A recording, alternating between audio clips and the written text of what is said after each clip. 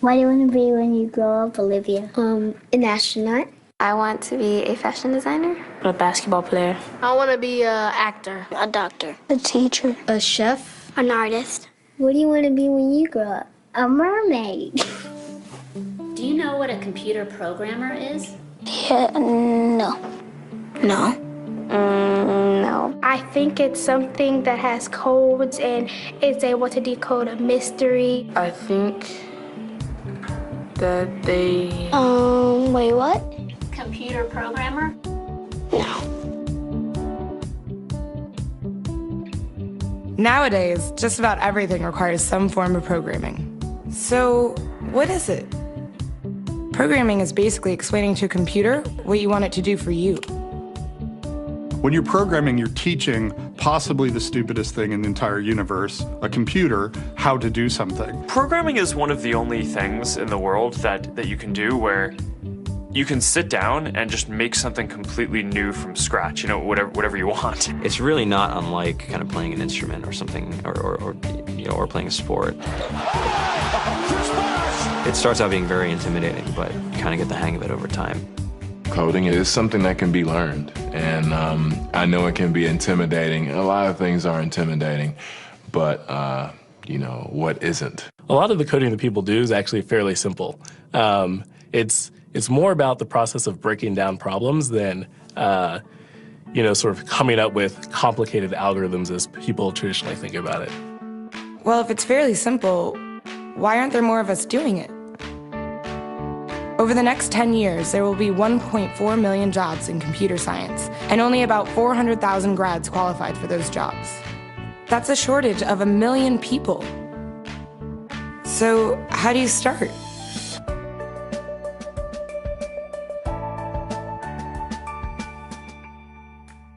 I was obsessed with maps when I was a kid, and cities specifically. So I taught myself how to program. I had a very clear goal of what I wanted to do, which is to see a map of the city on my screen and play with it. Put things on the map, move things around the map. See what was happening in the city, how it worked, how it lived, how it breathed. The best early thing was actually using software to decide when the classes in my school would meet, and that put me in a position to decide which girls were in my class. The first program I wrote asked things like, what's your favorite color? Or how old are you? I first learned how to make a green circle and a red square appear on the screen. The first time I actually had something come up and say, hello world, and I made a computer do that. It was just astonishing. When I finally learned a little bit of programming, that blank wall resolved into a bunch of doors, and you open them, and finally you start to open enough doors that the light comes in. And to me, a finished program is like a structure filled with light. All the corners are illuminated. You understand the structure of it. It's a really serene feeling to have completed that.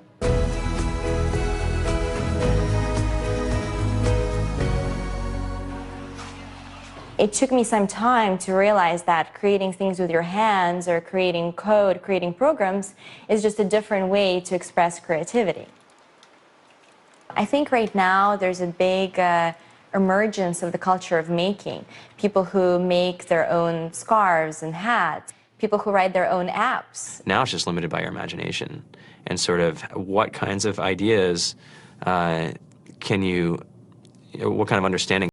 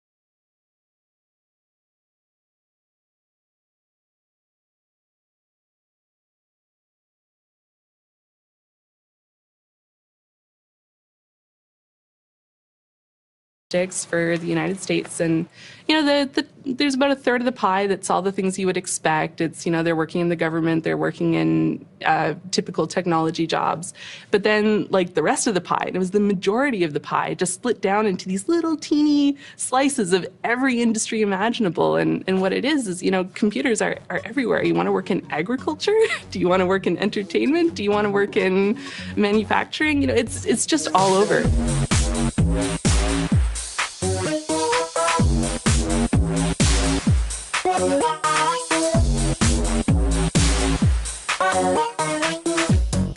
Here we are, 2013. We all depend on technology to communicate, to bank, information, and none of us know how to read and write code. So you guys, what else? Who else has an idea of what we can change with our programming? What else can we do? Tiffany?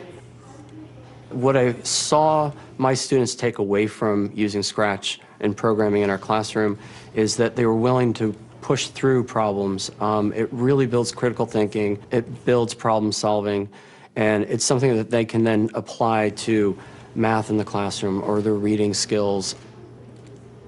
We integrated science with this programming, and I saw my scores go up 30%.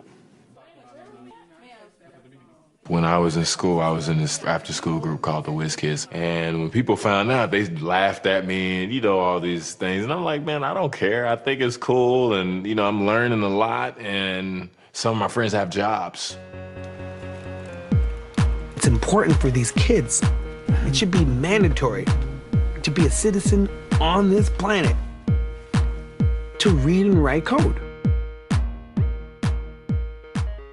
I just think you have to start small, right? And I think that's one of the biggest misconceptions about computer science and programming overall is that you have to learn this big body of information before you can do anything. You don't have to be a genius to know how to code. You need to be determined. Addition, subtraction, that's about it. You should probably know your multiplication tables.